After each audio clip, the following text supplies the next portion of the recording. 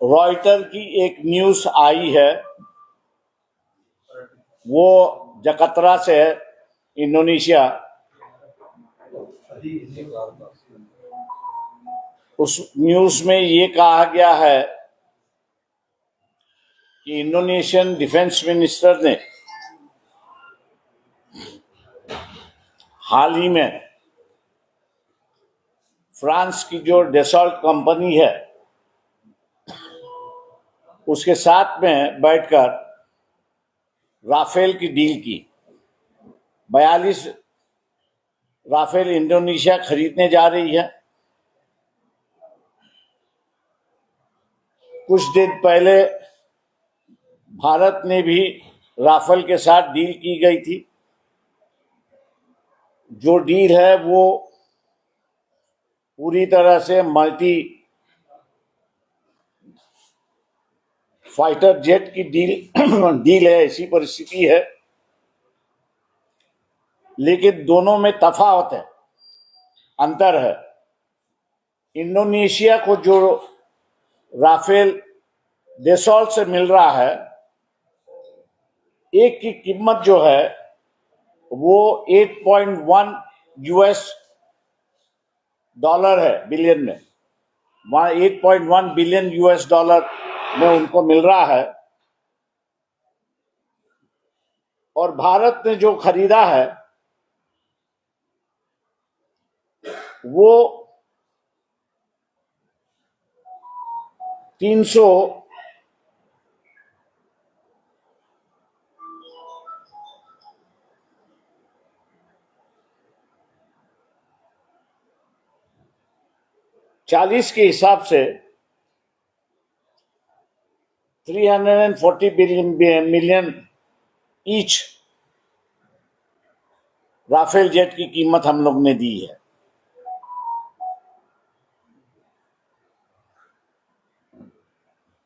पिछले कुछ महीनों से, 2-3 महीनों से भारत सरकार जो विदेशी देशों के साथ जो एग्रीमेंट कर रही है,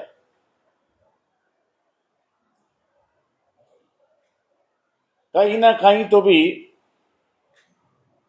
एस्टीम फाइल की झलक दिखाई देने लगी है। एस्टीम फाइल है कि जहां प्राइम मिनिस्टर नरेंद्र मोदी का नाम मेंशन किया गया है एक एस्टीन के मेल में, और उनका उल्लेख जो है बड़े बुरी तरह से किया गया है कि उन्होंने दूसरे देशों के प्रेसिडेंट के सामने डांस किया। और ये डांस उन्होंने जो है वो एस्टीन के कहने पर किया, ऐसी एक परिस्थिति है। अमेरिका के साथ में जो डील हुआ, ट्रेड एग्रीमेंट जो हुआ, उस ट्रेड एग्रीमेंट में यूएस से जो माल आएगा, अमेरिका से जो माल आएगा, वो 0 टैरिफ पर आएगा। और भारत से जो माल जाएगा उसमें कम से कम 18% टैरिफ लगेगी। और आज के ही अखबार में है कि यहां से जो सोलर पैनल जाएंगे उसकी टैरिफ जो है 150% होगी, ऐसी एक परिस्थिति है।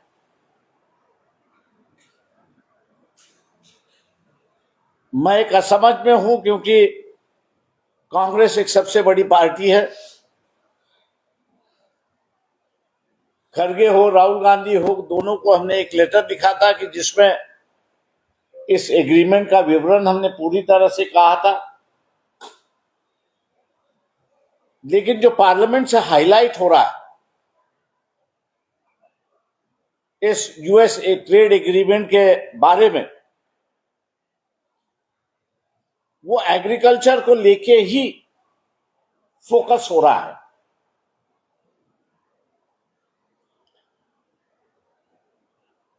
लेकिन उस एग्रीमेंट में और भी बातें हैं और ये कहा गया है कि फॉरेन पॉलिसी जो होगी भारत की वो अमेरिकन सरकार के साथ अलाइन होगी।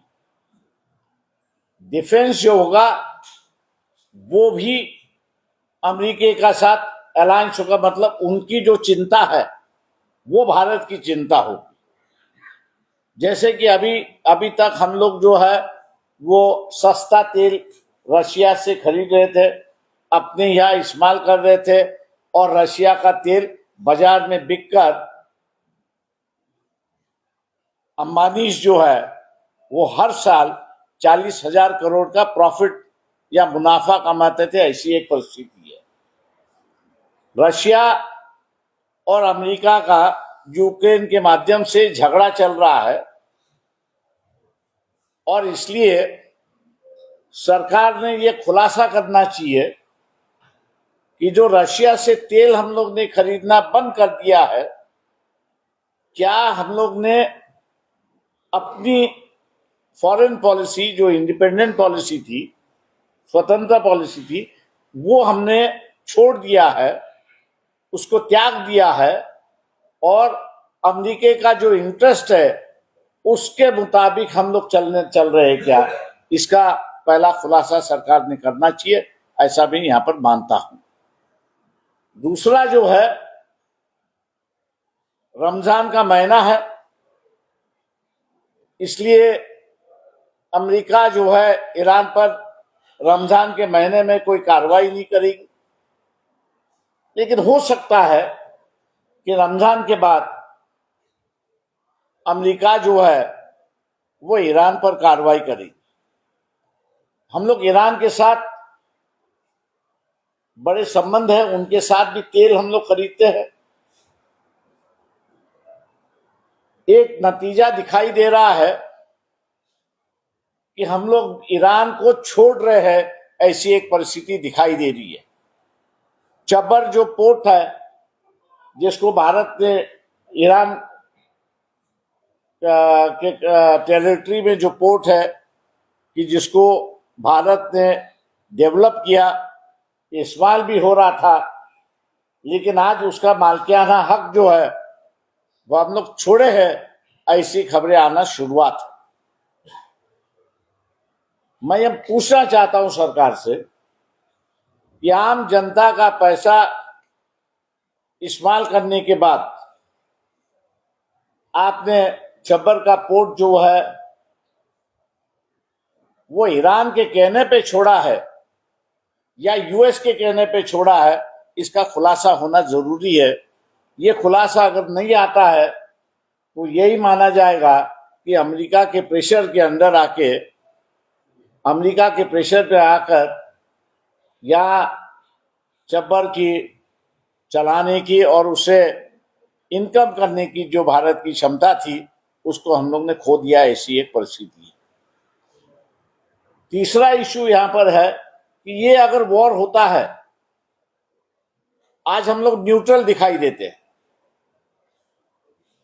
क्या भारत सरकार इजराइल और यूएस ये दोनों मिलके जो हमला करने वाले हैं ईरान पर,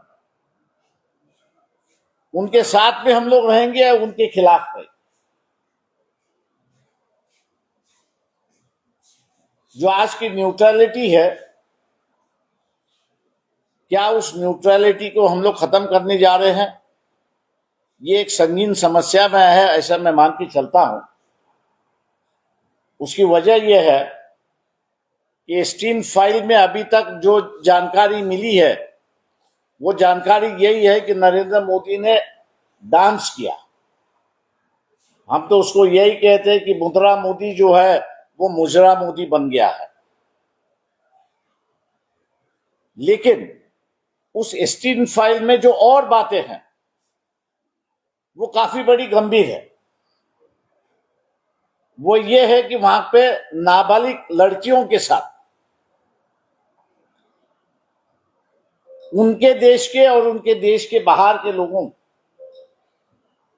गैर व्यवहार किया गया है। नरभक्ष हम जिसको कहते हैं, उसका भी उल्लेख वहां पर उस एस्टीन फाइल में है। मैं आरएसएस से पूछना चाहूंगा कि आप अपने आप को बड़े पैमाने पर देशभक्त कहते हो,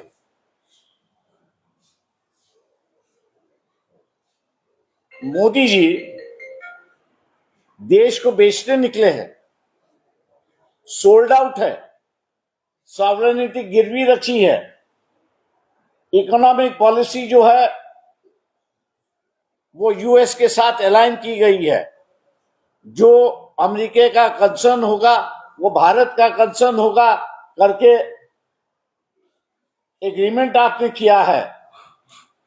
मैं आरएसएस वालों से पूछना चाहूंगा कि क्या यही आपकी देशभक्ति है कि देश को गिरवी रखना और देश को गिरवी रखते समय किसी प्रकार का आवाज ना उठाना, यही आपकी संस्कृति भी है क्या?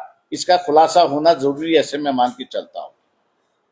मैं आज भी तमाम राजनीतिक दलों से अपील कर रहा हूं कि 2 मार्च को जो है बंबई में वंचित बहुजन अघाड़ी बंबई कमेटी जो है वो धरना कर रही है। मांग उसी में यही है कि मोदी जी इस्तीफा दो, देश को बचाओ। मैं उम्मीद करता हूं कि ये राजनीतिक दल जो है, हर किसी व्यक्ति में कमियां होती है और उसको डर के अगर हम लोग बाहर नहीं निकलते हैं और लड़ते नहीं है तो ये देश, मैं समझता हूं कि पहले इंग्लैंड के पास गिरवी था, उसके पहले मुगलों के पास गिरवी था, अब जो है वो अमेरिकी के साथ गिरवी यहां पर होगा। मतलब जो आजादी अपने पुरखों ने लड़ के दिलाई थी, उस आजादी को गिरवी रखने का जो जिम्मेदारी जो है या आरएसएस पर आ गई है, ऐसा दिखाई देता है। और इसलिए मैं आरएसएस से पूछना चाहता हूं कि आप इस पे कब तक चुप रहोगे? ये स्टील फाइल पर आप कब तक चुप रहोगे? यूएस एग्रीमेंट जो है उस पर आप कब तक ये रहोगे? राफेल जिसको ट्रंप दोबारा कर रहा है कि 11 हवाई जहाज सिंदूर के इंसिडेंट में गिर गए। अब जो जानकारी मिली है कि उसका जो सोर्स कोड है राफेल का, वो सोर्स कोड राफेल का मिला नहीं, इसकी वजह से पायलट ब्लाइंड हो गया और उसको दिखा नहीं गया और इसलिए वो गिराए गए। अब हम 42 खरीद रहे।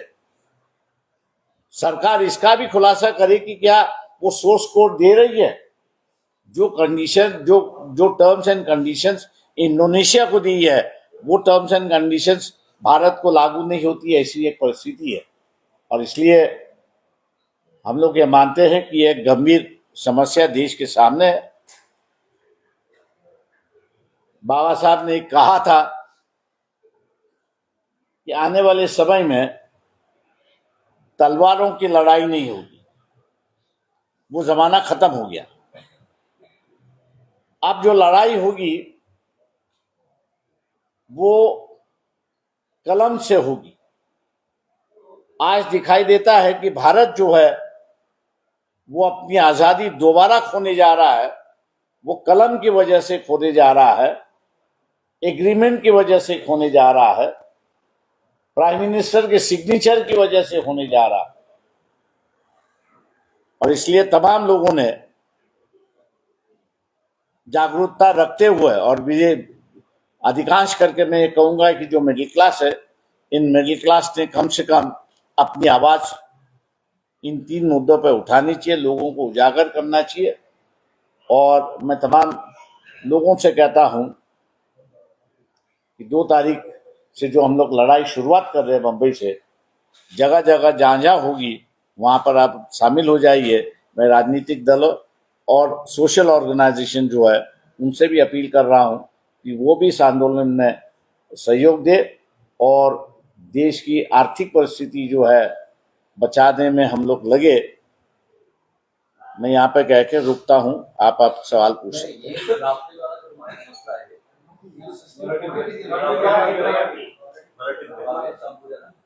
राफेल का ब्रेक समझा जाता है। और अभी जो हम खरीद रहे अभी भी फ्रांस ये देने की तैयार नहीं। हम तो जो खबरें आई है उस पर नहीं देने दे रहे। इसका फायदा क्या होगा? जी हम सिर्फ, मैं वही कह रहा हूं कि क्या ये राफेल खरीदने में एस्टीन फाइल है?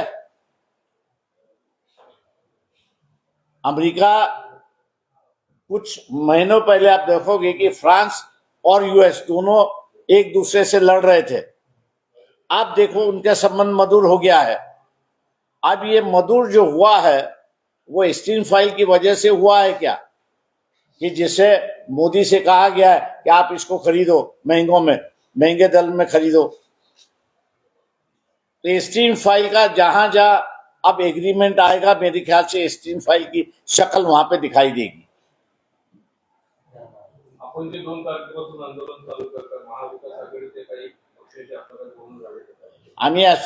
हम लोग ने जो है कांग्रेस पार्टी के खरगे जो है और उसके साथ साथ राहुल गांधी जो है उनको लेटर लिखा हुआ है। जो लोग बीजेपी के साथ समझौता करने में अंदर से बाहर से जो है उनको हम लोग ने न्योता नहीं दिया है, जानबूझ के नहीं दिया है, क्योंकि ये लड़ाई जो है वो सरकार में जो बैठे उनके साथ में है। जो सरकार के साथ में जुड़ना चाहते हैं वो लड़ेंगे, ऐसा हमको नहीं लगता है। सर एक राजकीय प्रश्न आहे कायद्याच्या आपल्याचं कार्यक्रम और रोहित पवार हे काल मुंबईत गेले होते। आज मी त्याच्याकडे लक्ष देते, त्याच्यावर मला काहीच विचारू नका। थँक्यू। त्यांचं म्हणणं आहे की गुन्हा दाखल व्हायला पाहिजे या सगळ्या प्रकरणात आणि पोलिसांचं म्हणणं आहे की यात गुन्हा दाखल होत नाही। याच्यात कायदेशीर मागणी करत यात गुन्हा दाखल होत नाही का? म्हणजे लेट मी बी, मैंने उस पर ध्यान ही नहीं दिया है। आप लोग कहते हो तो उसको देख के मैं अगली प्रेस कॉन्फ्रेंस में उस पर कहूंगा। सवाल ऐसा है कि ये इशू जो है ये इशू थ्रू आउट इंडिया जाना चाहिए, सिर्फ महाराष्ट्र नहीं। जय महाराष्ट्र नहीं है इस बार। जय हिंद। मराठी माध्यमांनी सुद्धा हिंदी कॅरी करावा अशी माझी विनंती है। सर आपने कहा है कि एस्टीन फाइल में जो है प्रधानमंत्री का नाम आया है, क्या इस मुद्दे पर उन्हें सार्वजनिक स्पष्टीकरण देना चाहिए? रिजिग्नेशन देना चाहिए। आप मुजरा करते समय जब, और इसके मुताबिक कि जिसका नाम यौवन शोषण में आ रहा है, नरभक्ष के इस लिस्ट में आ रहा है, आप उसके कहने पर अगर नाच कर रहे हो तो आपने तो देश की नाक कटवा दी है। इससे और क्या बेइज्जती हो सकती है? पुढच्या काळात निवडणुका नाहीये, पण वंचित बहुजन आघाडीला आता शिवसेना अधिक प्रिय असेल की काँग्रेस अधिक? आता तुमच्या एकूण म्हणजे सगळ्या नगरपालिकेच्या, महापालिकेच्या, जिल्हा परिषदेच्या, तुमच्या जिल्हा परिषदेच्या काही आहे, पण तुमचं त्याच्यावरचं काही मत असेल तर सांगा। काही मत नाही आहे। सर देशामध्ये अनेक ठिकाणी एस्टीन फाइल मध्ये नाव आल्यानंतर तिकडचे लोक रिझाईन देतात किंवा त्यांच्या विरुद्ध आक्रोश आहे। भारतामध्ये अशी परिस्थिती का नाहीये? त्याला कारण काय? दुर्दैवाने मैं ये कहूंगा कि यहाँ का जो मिडिल क्लास जो है वो असमझ में है, क्योंकि एक तरफ उसको लगता है कि जात और धर्म की राजनीति जो है वो अपने को अधिकार मिलता रहेगा और अपना ये अधिकार बरकरार रहता रहेगा। इसको बढ़ावा अगर कोई दे रही है तो भारतीय जनता पार्टी और आरएसएस दे रही है। मैं उनसे इतना ही कहूंगा कि जिस दिन आपने इस देश को गिरवी रखा उस दिन एक नई लड़ाई यहाँ पे शुरुआत होगी, ऐसा मैं मानता हूं। आज जो सवर्ण समाज जो है सत्ता में बैठा है उसकी ये सोच गलत है। जात और धर्म जो है इस पर कभी देश उभरा ही नहीं है, खड़ा ही नहीं हुआ है। ब्रिटिशों ने इसको एक शक्ल दी, संविधान ने उसको एक फेस दे दिया। अब इसी को लेके अगर चलेंगे तो शायद देश चलता पाएगा। लेकिन मुझे दो विचारधारा यहाँ पर दिखाई दे रही है। एक सवर्ण जो है वो देश को कोई अहमियत नहीं दे रहा है, वो जात और धर्म के राजनीति को अहमियत दे रहा है, और दूसरी तरफ वंचित समूह जो है वो वंचित समूह संविधान को महत्व दे रहा है और जात और धर्म की राजनीति को कम महत्व दे रहा है। तो ये वक्त है, मैं समझता हूँ कि जितने वंचित है उनको अब आगे आना होगा और यहाँ की लीडरशिप लेनी होगी। मोदी स्वतःहून सत्ता सोडण्याची शक्यता कमीच आहे। अशा स्थितीमध्ये काय जनतेने काय करावं?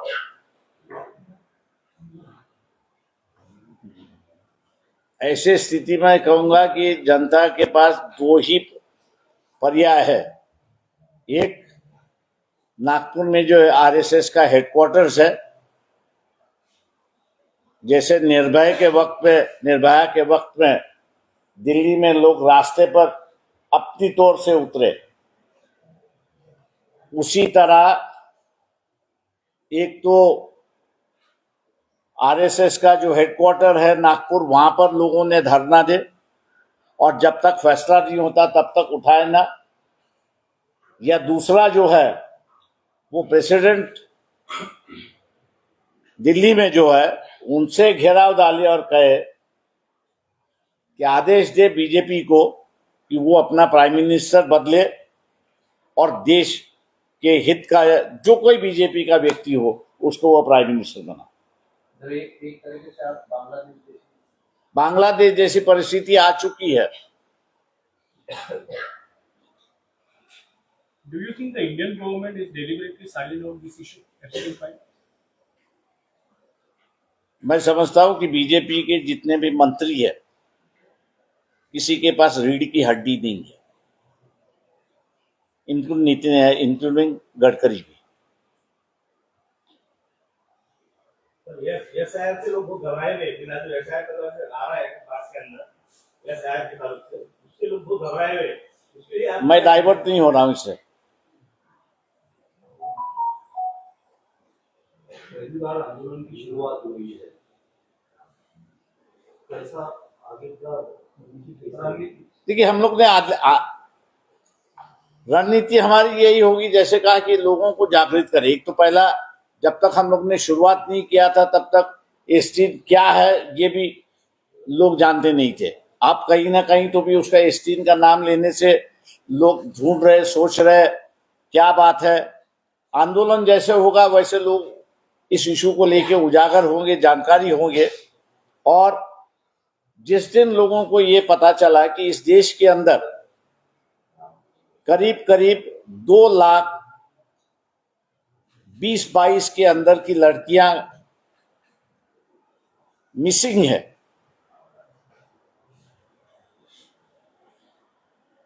ये जो इंटरनेशनल क्राइम चल रहा है स्टीफन के फाइल के माध्यम से, ये नाबालिग लड़कियां गई कहां? इस पर आम आदमी जब सोचना शुरुआत करेगा तब उसको इस गहराई की जानकारी होगी और वो लड़ना शुरुआत होगा, ऐसा मैं मानता हूं।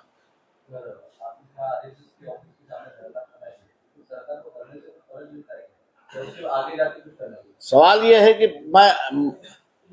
मैं वायलेंस के खिलाफ हूं, वायलेंस नहीं होना चाहिए, लेकिन आम आदमी की जनता जो है, आवाज जो है, उसको कहीं ना कहीं तो भी रिकॉग्नाइज, सत्ता में बैठे लोग हैं उनको रिकॉग्नाइज करना जरूरत होता है, और वही हम लोग कोशिश कर रहे हैं उसको कि आम आवाज जो है वो रास्ते पर उतरे और अपनी आवाज बता दे। सर, अभी जो आपने यूएस ट्रेड के बारे में कहा है, तो जो यूएस ट्रेड हुआ है क्या इससे भारत में महंगाई कम होगी? बिल्कुल। देखिए, दो चीजें हैं, माल सस्ता आएगा तो महंगाई कम होगी, एक बात। दूसरा जो है वो सस्ता माल आएगा तो क्या यहाँ का किसान, मतलब एग्रीकल्चर की बात कर रहा हूं, क्या यहाँ का किसान कॉम्पीट कर पाएगा? हम लोग सिर्फ छोटे मुद्दे को लेके बैठे हैं।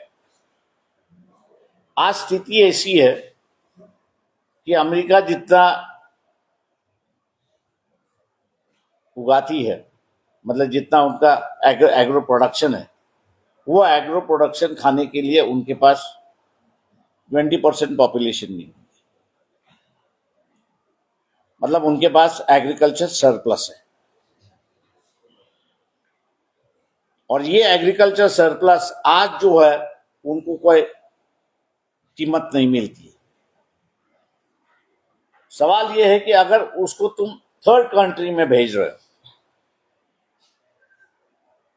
तो वहां तो वो सस्ते दाम में ही जाएगा, क्योंकि यहां उसके देश में 0 वैल्यू है। उस 0 वैल्यू को उसको 100 रुपया मिल रहा है, वो 100 रुपया खुश है। तो ये dumping versus actual market cost, इसकी लड़ाई है। सर, वंचित या संदर्भात एबीसीडी भेटला का? त्याच्यासोबत किती जण येतील, किती पक्ष येतील आपल्या सोबत? देखिए, हम लोग की कोशिश है, हम सब लोगों से बात कर रहे हैं। मैंने जैसे कहा कि जो बीजेपी के साथ नहीं जाना चाह रहे उन्हीं सभी के साथ हम लोग बातचीत कर रहे हैं।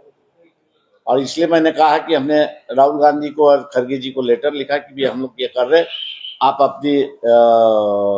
अगर शामिल होना चाहते हो तो आप खुद ही आइए, इसका नेतृत्व करिए, हम आपके साथ में हैं।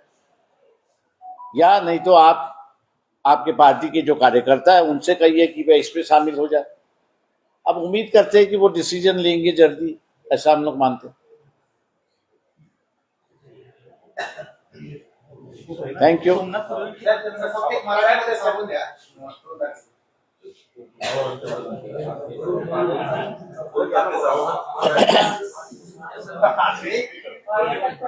एस्टीन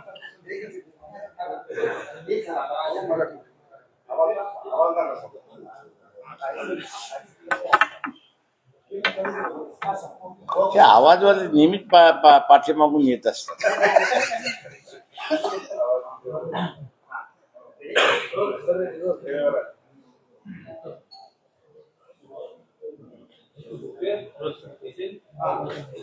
सर काय सांगाल? अमेरिकन 2 तारखेपासून आंदोलन सुरू होते का? अमेरिकन व्यक्ती आहे स्टीफन नावाचे, ते मुळात इस्रायलचे नागरिक आहेत। त्यांनी जगभरामध्ये एक रॅकेट चालू केलं आणि त्याच्यामध्ये जगभरामधले जेवढे अध्यक्ष, देशभरातले अध्यक्ष होते त्यांना त्याच्या आयलंडवरती बोलवलं आणि जे काही आता रेकॉर्ड त्याच्यातून बाहेर पडतंय त्याद्वारे लहान मुलं मुली यांचं शोषण करणारं एक सेंटर आणि अत्यंत क्रूर पद्धतीने त्या ठिकाणी चालवण्यात आलं।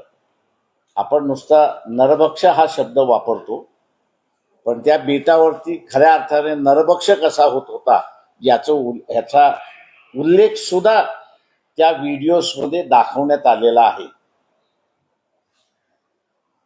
कुठल्याही देशाचं राजदूत असतो, त्याचे अधिकारी असतात, सगळे असतात। एस्टीन हा काही राजदूत नाही किंवा काही नाही, एक व्यक्ती आहे की जो कुकर्म करण्यामध्ये माहिर आहे, अशी एक परिस्थिती आहे। भारताचे प्राईम मिनिस्टर नरेंद्र मोदी त्याच्याशी सल्लामसलत करतात आणि सल्लामसलत करत असताना त्यांनी नरेंद्र मोदींना असणारा एक सल्ला दिला की तुम्ही काही राष्ट्राध्यक्ष जे आहेत त्यांच्या समोर डान्स करा। तुम्ही त्यांच्या समोर डान्स केलात तर त्यांना बरं वाटेल आणि तुमचे आणि त्यांचे संबंध सुधारतील, अशी असणारी परिस्थिती आहे। एका बाजूला पंतप्रधान, देशाचे पंतप्रधान हे दुसऱ्या देशाच्या पंतप्रधानासमोर नाचणं म्हणजे भारताचा असणारा पूर्ण नाक कापणं, अशी असणारी परिस्थिती आहे।